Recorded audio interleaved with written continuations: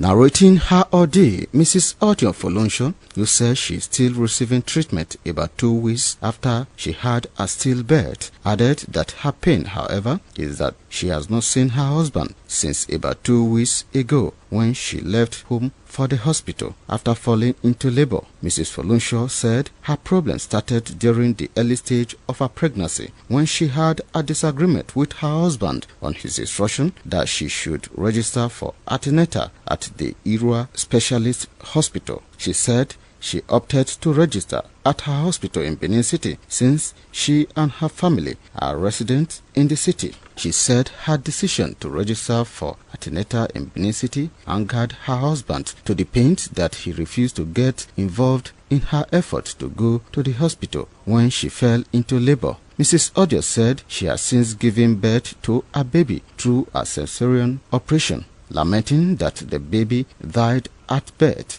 while a complication arose that has kept her in the hospital for so long. She said the financial burden of taking care of her baby at the hospital has become too much for her and her family to bear, and solicited for assistance from public-spirited individuals. He said I go still go back to Otiwa. Say I know if you go Otiwa, say I too suffer for Otiwa. So I got to call my senior brother. Say, see the situation when I did. They say make I not fall into labor. If I fall into labor, either I lose my life or a baby go die. He no answer me.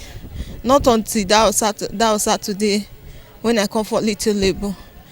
Then he no even answer me. Now I call my twin sister. Say, see what I do. Then my twin sister call my bros from Abuja.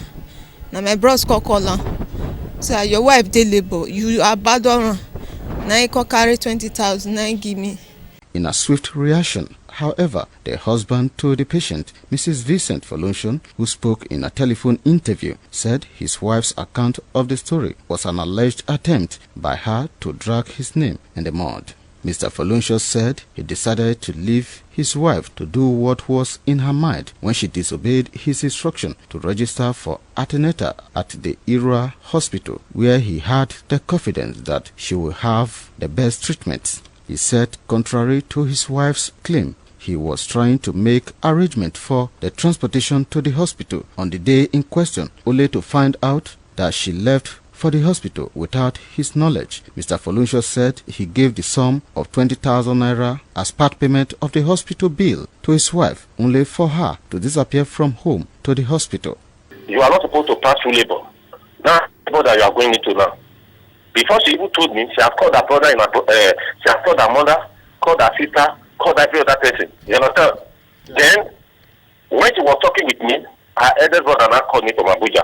That her mother, my wife's mother, just called him now that this was just after 4 in the morning that my wife is passing through labor.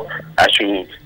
What do I now want to? I said, I told you before, I don't have anything to do. I'm not a doctor. I told him, I said, the only thing I need to do is to take care of my kids.